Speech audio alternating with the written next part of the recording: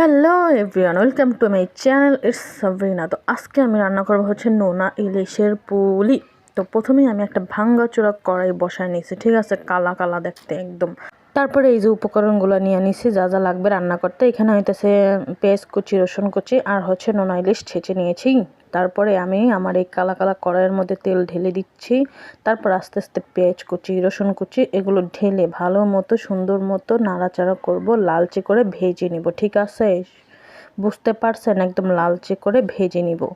তারপর লালচে করে ভাজার পর এখানে হলুদের গুঁড়া, মরিচের গুঁড়া, লবণ দিয়ে আবার নাড়াচাড়া নাড়াচাড়া নাড়াচাড়া করে ভালো মতো ভেজে নিব। তারপরে এই যে এখানে যে ছেঁচা ইলিশগুলো না, ওইগুলো দিয়ে দিছি, দিয়ে আবার নাড়াচাড়া নাড়াচাড়া করতেছি, বুঝছেন? তারপরে নাড়াচাড়া নাড়াচাড়ার পর্ব শেষ হইলে এবার এইখানে দিতে হবে কি সামান্য একটু পানি। তো এখানে আমি একটু পানি দিয়ে দিয়েছি। তারপরে সুন্দর করে কষাতে হবে, একদম বাঙালিরা যেইভাবে কষায় ভাই। তারপরে এই যে এখানে এগুলো কি বলেন তো, কুমড়ো পাতা দিয়ে এই পুলিটা বানাতে হয় আর কি। তো কুমড়ো পাতাটাকে আমাকে রেডি করতে হবে। সো এইখানেও আমি হলুদ মরিচ দিয়ে একদম সুন্দর করে এটাকে রেডি করে নিতেছি, বুঝতে পারছেন গাইস? হবে। আর এইদিকে এটা দেখছেন আমি ঢাকনা, মানে রান্না করতে করতে তো প্রফেশনাল হয়ে গেছে, ঢাকনা আধেই সরাই ফেলতেছি ভাই, আট পুড়ে গেছে ভাই।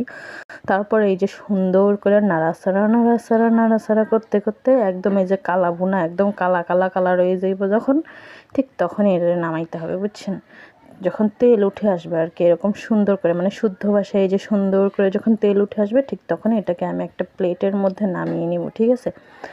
তার পরবর্তী আমার কাজ হচ্ছে এই যে আগে থেকে রেডি করে রাখা কুমড়ো পাতার মধ্যে এই পুরোগুলোকে ঢেলে দিতে হবে, মানে ভিতরে ঢুকে দিতে হবে, ঠিক আছে?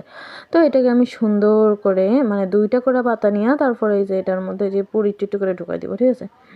তারপরে এই যে আমি পুরোটা ঢুকাই নিতেছি। তারপরে এটারে এই যে মুসকা বসকা মানে একদম গোল করে নিতে হবে, ঠিক আছে? আপনারাও চেষ্টা করবেন এটারে গোল করে নেওয়ার। এই গোল করার সুবিধার্থে আমি আসলে ওই কুমড়ো পাতাটা আগে থেকে রেডি করে রাখছিলাম, যার কারণে পাতাগুলো একটু নরম হয়ে গেছে আর গোল করতে সুবিধা হয়েছে, ঠিক আছে? তো আপনারাও এই ট্রিক্সটা ফলো করবেন, ওকে? তারপরে এই যে আমার হয়ে গেছে। এবার আমি আবার সেই কড়াইটারে ধুয়ে নিয়েছি ভাই, আমি এত কড়াই ধুইতে তো পারবো না। তো এই একটার ভিতরেই আমি সব করতেছি, ঠিক আছে? ধুয়ে আমি হচ্ছে এটার ভিতরে আবার তেল দিয়ে এই যে একটা একটা কইরা এই বড়াগুলো ছেড়ে দিব। সরি বড়া না, পুলি বলে আমাদের দেশে এটাকে। পর চিন্তা করলাম এত আস্তে আস্তে কাজ করলে তো সারাদিন লেগে যাবে, তো কাজের স্পিডটা একটু বাড়িয়ে দিই। তো স্পিড বাড়িয়ে আমি যে এগুলোকে সুন্দর করে ভেজে নিতেছি, ঠিক আছে? তো এগুলো ভাজতে ভাজতে যখন এই যে এইরকম একটা কালচে কালার চলে আসবে, একদম সুন্দর মুচমুচে করে ভাজা হয়ে যাবে, ঠিক তখনই আমি এগুলোকে নামিয়ে নেব, ঠিক আছে? তো যারা শুটকি পছন্দ করেন তারা অবশ্যই রেসিপিটা একবার ট্রাই করে দেখবেন, জাস্ট